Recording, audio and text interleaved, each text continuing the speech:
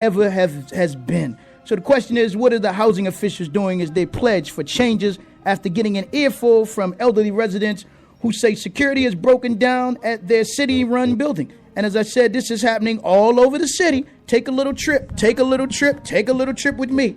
But let me thank again the Honorable Delegate Jill P. Carter. Got to thank her colleagues and Delegate Nat Oaks, Delegate Sandy Rosenberg. But the question I'll be asking, where are all those that's been talking about Park Heights, man? Where are those that's been talking about the violence in Park Heights? We talking about the violence in the streets, violence going on in the suites, man, and violence against our elderly. But again, we can go from Park Heights to Liberty Heights, from East Baltimore to West Baltimore to North Baltimore, South Baltimore, and look at the conditions that are existing and it's being heaped upon, man, our elderly in the city. Shouldn't they have a right to live out the last few years of their lives without being, of course, prey to those who are in what's called the 504 federal program, state program, and city programs that are fighting the disease of addiction, but they can't get treatment? And their treatment is to live among our elderly, so they prey on our elderly, and then you're dealing with the racism, placism, and spacism, and the elderly, some of them are fighting each other. As we saw down in the building with Leo Barrows, talked where he lived, with an elderly man a few years ago shot and killed another man. So that obviously was an ongoing beef of some self-hatred between two elders. But take that and multiply it with drugs, and that's the prescription drugs as well as the unprescripted drugs as well. You all know what I'm saying is true. Take it and add those ingredients with the alcohol, in which some don't want to address that. Really address it. The abundance of alcohol and these alcohol establishments that are in our community, which are chemical weapons and weapons of mass destruction in our community. But again, I won't get into all of these articles. But again, on top of the horror stories, again, our elderlies are saying that they can't live, man. They can't live in this community, in the Park Heights community, in that 3700 block of Belvedere Avenue. So they had a meeting in a forum just this past Tuesday or Wednesday, and which many of them are saying that there are those that are breaking locks, breaking cameras, and breaking and entering. Paul Graziano, of course, is missing in action. Reggie Scriber missing in action. And this is one of the wealthiest housing development and housing authorities in the country right now, but yet our people can't get the services they need, man. So that's a real issue that has to be addressed, and I challenge those that marched yesterday that are serious about doing some community patrols. Start right there where you have a captured audience and let our elders be able to live where they have to live, man. Be able to live and thrive right where they are living right now. And that's a serious issue, but that's at the Baltimore Brew. You can go online and read the article. I won't get into it today. And then also front page of the city paper. Baltimore homicide spike tests the new commissioner. Now, as I said before, this is not a spike. This city has been above 200 and sometimes 300, but they've been cooking the books better than Paula. What's her name? Paula Dean. Paula Dean, the white woman, is no longer on the scene. They've been cooking the books better than Paula Dean, man. So therefore, they would tell you that the city has reached record crime numbers and nothing could be further from the truth. And now, of course, it's beginning to leak out. Not because of WikiLeaks, not because of Edward Snowden, not because of Bradley Manning, but of course this is vindication for yours truly, Brother Muhammad, because I've been telling you that crime is not down in this city, man. Crime is not down. If you live next to a boarded up house, that's a crime. Closing a school is a crime. Closing a wreck is a crime. High black unemployment is a crime. So you just want to deal with street crime, but not deal with all crime. So we have to deal with all the crime that's existing in the city of Baltimore. So we're going to get into that, open up the lines, and if time permits, I'll get into the Trayvon Martin case, which the prosecutors has wrapped up their case. And what was the chances of both mothers, Trayvon Martin's mother being on the witness stand and George Zimmerman's mother being on the witness stand yesterday. But also I want to look at July the 1st came in, and there are a lot of taxes, man, a lot of tax increases. From the gas tax to the toll tax, you're paying $4 to get on the highways, man. So some of you can't afford to go on vacation. You on staycation, man. Can't afford to go on vacation. You on staycation because you got to pay $4 to go through the Maryland tolls. And some of them are $6. Some of them are even $8 right now. So again, this is your governor. And then you got a rain tax. The rain man cometh. The rain man cometh in terms of your governor. And again, charging the rain tax, and you had other jurisdictions saying they're not going to charge a rain tax on their citizens, but your mayor who wants you to march with her, she couldn't say to the governor, I'm not going to charge this type of tax on the citizens in Baltimore. They're already being taxed. We got the bag tax. We got the bottle tax. But I know some of you say they're not taxes. They just fees, Brother Muhammad. They just fees. But nevertheless, who's paying those fees? You and I. You and I. So that's why I said you pay more taxes than the rich that live on them yachts down in Canton, them yachts down at Harbor East, and those yachts in Fells Point. You paying more pound for pound than what they paying right now, man. But they don't even want you having that kind of discussion. So we got the gas tax, which went up. The toll taxes went up. And, of course, the rain tax, which they call a runoff tax. And you know that the Board of Estimates this past Wednesday, unless you was under a Barack or A-Rock, A-Rock, then your water bills have gone up. And they said that went into immediate effect. Your water bills have gone up not 4%, not 2%, from Miss 2.5% down there in City Hall. But your water bill has gone up 42%, man. That is criminal. That is criminal. And then your mayor say money, she don't have no tree in the basement. With all these fees, she ought to have gulgobs of trees down there, man. She ought to have some plants, some trees, and a whole garden growing down there. With all these fees that they're putting on you, the citizens in the city of Baltimore. And so we see all of that taking place on top of, again, this hearing this upcoming Wednesday that I can't underemphasize regarding Councilman Carl Stokes, who sits over one of the most powerful committees down there, Budget and Taxation, talking about Harbor Point and how these rich white developers who are already multimillionaires, if not billionaires, are saying to the mayor, we want you to give us an 80% tax break for the next 25 or 30 years. Can you imagine what you could do with a tax break for the next 25 to 30 years, an 80% tax break? If you're a small business such as Brother Casey Jenkins up there at Dark and Blue Cafe, can you imagine what a tax break could do to a Terrence Dixon, owner of Terra Cafe? Can you imagine what a tax break could do to the brothers up there on the York Road corridor, my man Chef Mac? Can you imagine what it would do for other small businesses in the city, man? Particularly black businesses. Black businesses. I'm not talking about minority businesses when they start giving everybody else the title of minority business. But let me open up the lines, take your thoughts, questions, comments. Before I get into the Trayvon Martin case and trial, because we're going to have plenty of time, as I said before, to get into that. And we looked at, again, man, the 300-man march. If you were there, if you attended, again, as I said, where do we go from here? Where's the plan of action?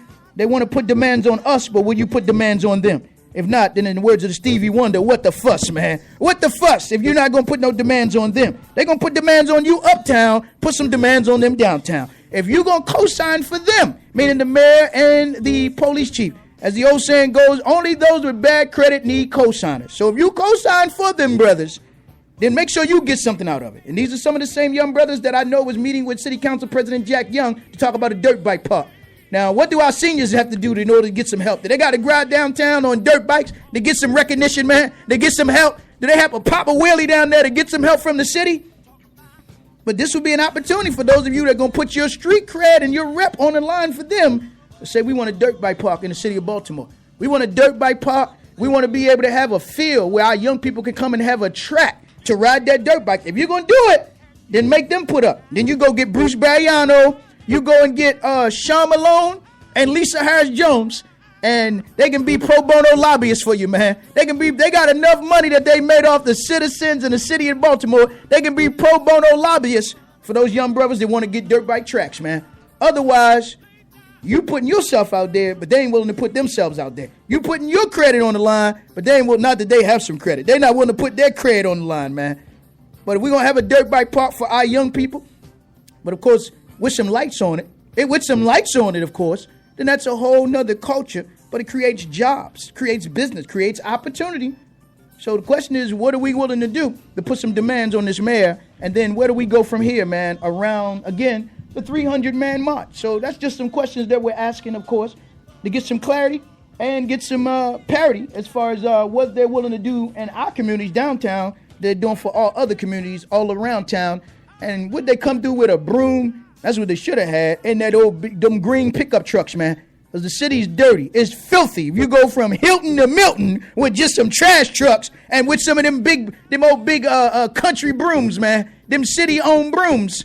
But they know how to get Parks and People Foundation contracts. They know how to get Lorenz contracts, man. Hint, hint. But can they get some brothers, some contracts and contacts that have, like they have a downtown partnership, an uptown partnership? We can begin to clean up some of these communities around here, man. That's real. That's real. Let me come to the lines. 410-761-1592. Good afternoon, caller. You are on the State of the City. Thoughts and comments? Assalamu alaikum, Brother Don. Walaikum salam, brother. How are you? I'm fine, beloved. Good. Yeah, I didn't attend the march, but I will be attending when they march down to City Hall. And Yes, go sir. And demand some job training.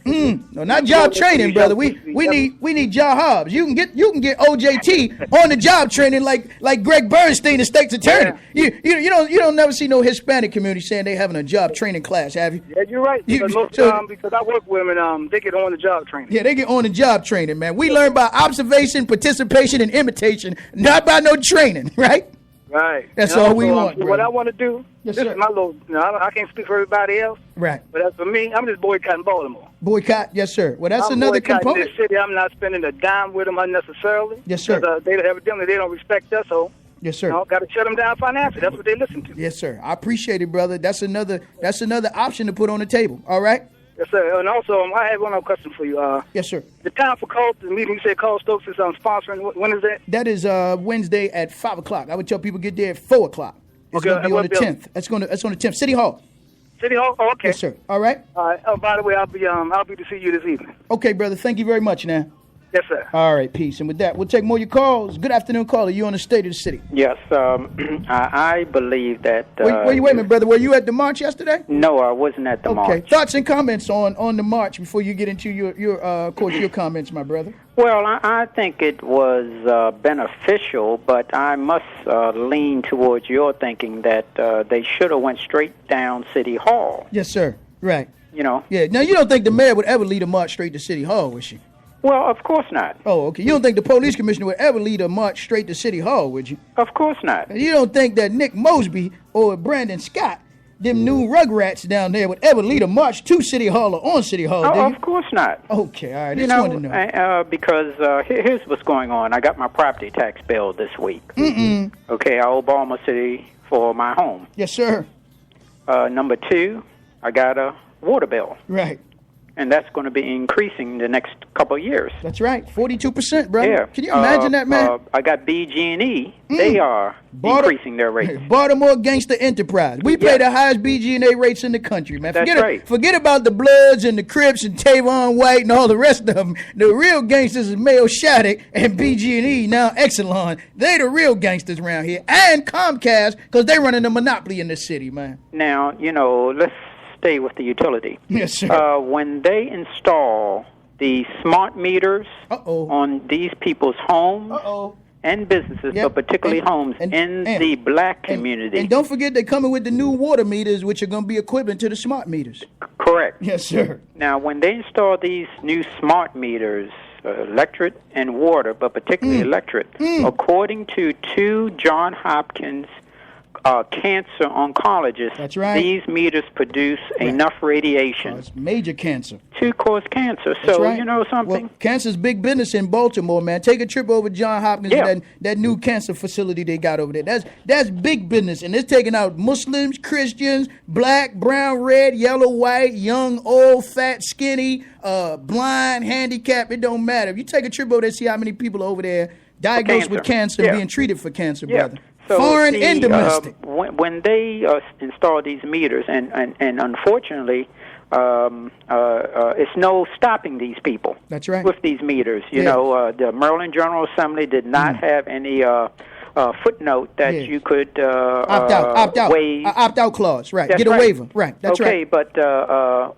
if you think that we have some illnesses now, in the next 5-10 years, we're going to have a multiple rate of illnesses. Yes, sir. And you know something? If I was the mayor, just come out and say, black people, you are not wanted. You're not wanted, man. Or put the needed signs in up. the city. That's right. Yes, sir. You know? That's right, brother. I mean, don't keep going up on bills to force people out. Just say, you know something? You're the most undesirable people. Right.